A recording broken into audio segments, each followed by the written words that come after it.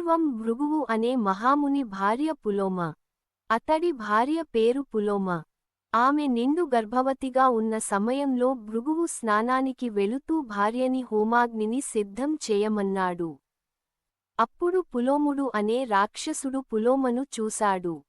అతడికి పులోమ మీద మోహం కలిగింది. అతడు అగ్నిదేవునితో ఆమె ఎవరని అడిగారు. అగ్నిదేవుడు సందిగ్ధంలో పడ్డాడు. ఈ పులోముడు ఒకప్పుడు పులోమను చేసుకోవాలని అనుకున్నాడు. అయితే పులోమ తండ్రి ఆమెను భృగువుకు ఇచ్చి వివాహం చేశాడు.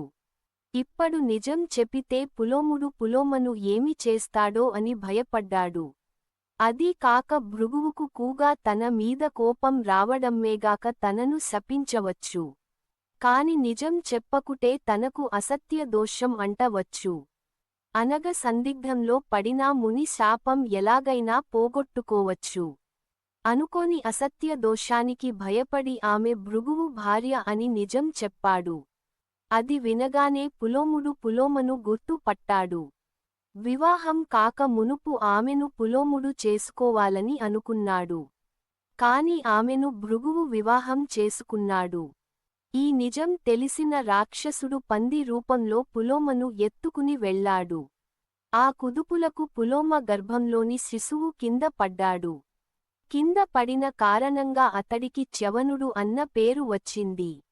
చ్యవనుడు కళ్ళు తెరచి చూడగానే ఆ తేజోశక్తికి రాక్షసుడు దగ్ధం అయ్యాడు.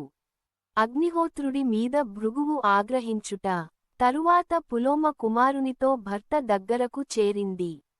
ఆ తరుణంలో పులోమ కంటి నుండి జానువారిన కన్నీరు నదిగా మారి ప్రవహించసాగింది. ఆ నదికి బ్రహ్మదేవుడు వధూసర అని నామకరణం చేశాడు. నదీ స్నానానికి వెళ్లిన భృగువు ఆశ్రమానికి తిరిగి వచ్చి తేజోవంతుడైన కుమారుడిని చూశాడు. అప్పుడు పులోమ జరిగినది భర్తకు చెప్పింది. భృగువు భార్యతో నీవు పులోమ అని నా భార్యవు అని అతడికి ఎలా తెలిసింది అని అడిగాడు. పులోమ నాథా, ఈ అగ్నిదేవుడు నేను పులోమ అని నీ భార్యను అని చెప్పాడు. వరాహరూపంలో అతడు నన్ను తీసుకుపోతున్న తరుణంలో కిందకు జారిన చ్యవనుడు తీక్షణతకు రాక్షసుడు భస్మం అయ్యాడు అని చెప్పింది. అది విని భృగువు కోపించి అగ్నితో ఆ రాక్షసుడు నా భార్యకు అపకారం చేస్తాడని తెలిసి కూడా నీవు నా భార్య గురించి చెప్పావు కనుక నీవు క్రూరుడవు. అందువలన నీవు సర్వభక్షకుడివి అయిపో అగ్నిదేవుని శపించాడు. అగ్నిహోత్రుడి అలక. అగ్నిదేవుడు మహర్షి, అసత్యం పలికిన వాడు నరకానికి పోతాడని నీకు తెలియనిదా? నేను అసత్య దోషానికి భయపడి అలా చెప్పాను. కర్మ సాక్షిని అయిన నేను అసత్యం పలుకగలనా? నా అపరాధం ఏమీ లేకనే నాకు నీవు శాపం ఇచ్చావు. నేను నీకు ప్రతిశాపం ఇవ్వగలను.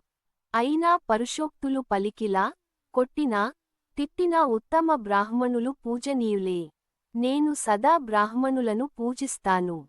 బ్రాహ్మణుల మీద కోపించడానికి భయపడతాను. నీవు ఉత్తమ బ్రాహ్మణుడవు కనుక నేను నిన్ను శపించను. సమస్త లోకాలకు హితము చేసే నన్ను శపించి లోకాలకు అపకారం చేశావు.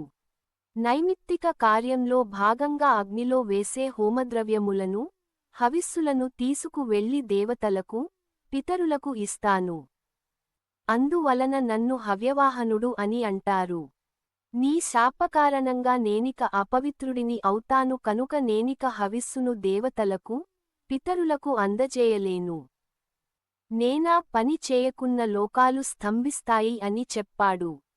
అసత్య దోషానికి భయపడి నిజం చెప్పిన తనకు వచ్చిన శాపానికి కలత చెంది అగ్నిదేవుడు సర్వభక్షకుడైన తాను పితృకార్యానికి, దేవకార్యానికి పనికి రానని తన జ్వాలలను ఉపసంహరించాడు. లోకంలో దేవక్రతువులు, యజ్ఞయాగములు, ఔపోసనాది కార్యములు ఆగిపోయాయి. దేవతార్చనలో దీపాలు ఆరిపోయాయి. పితరులకు చేసే పిండ ప్రదానాలు ఆగిపోయాయి. అగ్ని కార్యాలు ఆగిపోయాయి. ప్రజలు హాహాకారాలు చేస్తూ మునులు వద్దకు వెళ్లారు. వారంతా దేవతల వద్దకు వెళ్లారు. దేవతలు బ్రహ్మదేవుని వద్దకు వెళ్లారు. బ్రహ్మదేవుడు అగ్నిదేవుని అనునయించి అగ్నిదేవా, నీవు సమస్త భూతములకు నీవు యజమానివి, చరాచర సృష్టికి నీవు హేతుభూతుడవు, సమస్త దేవతలకు నీవు ముఖం వంటి వాడిని. లోకోపావకుడివి అయిన నీవు ఇలా చెయ్యడం ధర్మం కాదు. భృగువు వాక్కు అసత్యం కాదు. సర్వభక్షకుడివి అయినా నీవు సర్వకార్యాలలో ప్రథముడివి.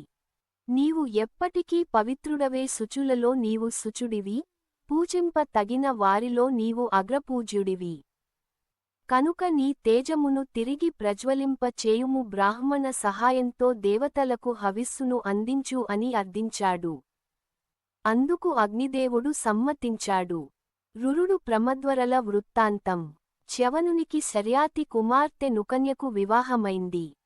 వారికి ప్రమతి అనే కుమారుడు ఉన్నాడు. ప్రమతికి క్షీరసాగ సమయంలో అమృత కలశంతో పుట్టిన ఘృతాచి అనే అప్సరసతో వివాహం అయింది. ప్రమతికి ఘృతాచికి పుట్టిన కుమారుడు రురుడు. రురుడు స్థూలకేశుడు అనే ముని ఆశ్రమంలో పెరుగుతున్న ప్రమద్వరను వివాహం చేసుకోవాలని అనుకున్నాడు. విశ్వావసు అనే గంధర్వ రాజుకు మేనకకు పుట్టిన కుమార్తె ప్రమద్వర. ఒక రోజు ప్రమద్వర పాముకాటుతో మరణించింది. ప్రమద్వర మరణానికి ఆశ్రమవాసులు దుఃఖించసాగారు. అది విన్న రురుడు రోదేస్తూ అరణ్యంలోకి పరిగెత్తుతాడు. ప్రమద్వరను బ్రతికించుట. రురుడు శోకిస్తూ ప్రద్వరను బ్రతికించమని దేవతలను, ఓ దేవతలారా, ఓ బ్రాహ్మణులారా, నేను దేవయజ్ఞములు, వేదాధ్యయనం, వ్రతములు, పుణ్యకార్యములు చేసిన వాడిని అయితే, నేను నా గురువులను భక్తితో సేవించిన వాడిని అయితే, నేను ఘోరమైన తపస్సు చేసిన వాడిని అయితే నా ప్రేయసి ప్రమద్వర మీ దయ వలన విషం నుండి విముక్త కాగలదు ప్రార్థించాడు. తిరిగి మంత్ర తంత్రములు తెలిసిన వారు, విషతత్వ శాస్త్రములు తెలిసిన వారు ఎవరైనా ప్రమద్వర విషమును హరిస్తే అతడికి నా తపః ఫలమును, అధ్యయన ఇలమును ధారపోస్తాను అని రోదించాడు. అప్పుడు ఆకాశం నుండి ఒక దేవత, బ్రాహ్మణోత్తమా, ప్రమద్వర కాలవశమున మరణిండింది. ఆయుష్షు తీరింది కనుక దానిని ఆపడం ఎవరి తరం? అయినా దానికి నేను ఒక ఉపాయం చెప్తాను. ఎవరైనా తమ ఆయుష్షులో సగం ఇస్తే ఆమె ముదరి కంటే తేజస్సుతో బ్రతుకుతుంది అని నేను యమధర్మరాజు అనుమతితో పలుకుతున్నాను అని పలికాడు.